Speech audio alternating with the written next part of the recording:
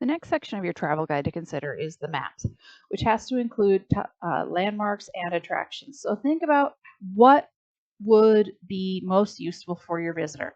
Does your visitor need some type of street map that they can actually keep and try and use to get around? Do they need to have something that's a little more fun that kind of gives them an idea of what is going on in the area? Maybe this one here that combines those landmarks and attractions both together. So when you're going to go ahead and look at it, let's pay attention to your requirements. You need to incorporate your publication logo. Publication logos can go as a watermark. They can go in your footer. Think about what makes sense. It needs to at least cover 2 pages. So this is a really good place for a center spread for that in your publication, so you don't have to worry so much about the gutter. You need to make sure it's got headlines and subheads. You need to create that base map in Adobe Illustrator as a vector image, and you need to place that Adobe Illustrator file into your guide itself. You need to include at least 5 attractions. Attractions are things or places that draw visitors. They're something of pleasure, interest, landmarks. Things that are easily seen and recognized from a distance. Helps you establish your location. So maybe it's a certain rock in town. Maybe it is some particular statue. Something that you wouldn't necessarily go to see, but helps you understand where you are in that area.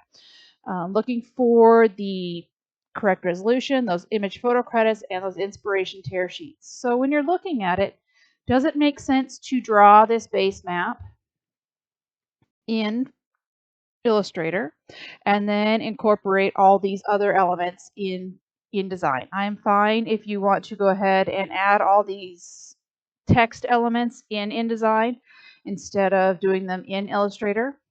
Sometimes it's a little bit easier, especially when it comes to adding some of these images, because Illustrator does work in vector graphics and you're working with something pixel based here. So how are you going to tell that story? What is going to make sense for you? So when I say you need to place that image, so I'm going to go ahead and let's grab a box, and I'm going to grab a map that I've done before. So File and Place. You should have gone ahead and created some of those base maps in the tutorials.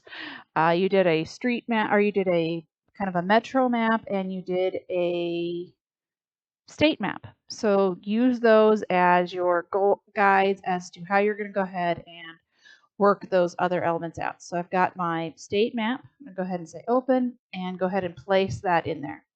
So after I place that, I can then go into my links and I can tell that I can see that is your Adobe Illustrator file that is placed in there. So don't convert it to a ping, don't do anything else. I want to be able to see that that is your Illustrator file placed in there. Then if I want to, you can go ahead and start adding those additional, maybe you're going to add extra pictures, maybe you're going to have extra text.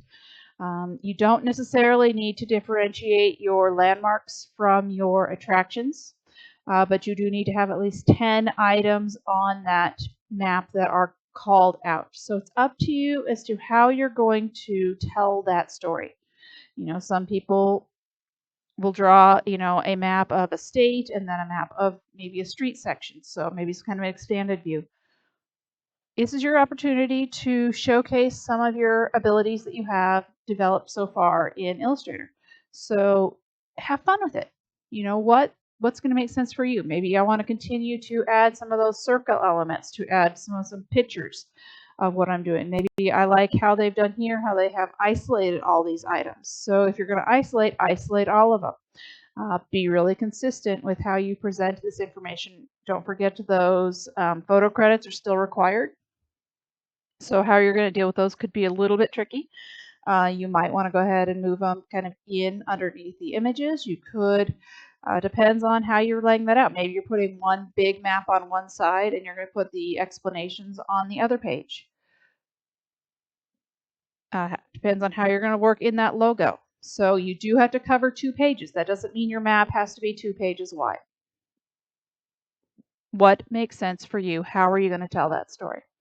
So for your maps, your landmarks, attractions, a huge part of your points are coming from that base map being made in Illustrator. So pay attention to how to work the pen, how to create something that looks really, really good. continue to use those paragraph and character styles. And I look forward to seeing what you come up with.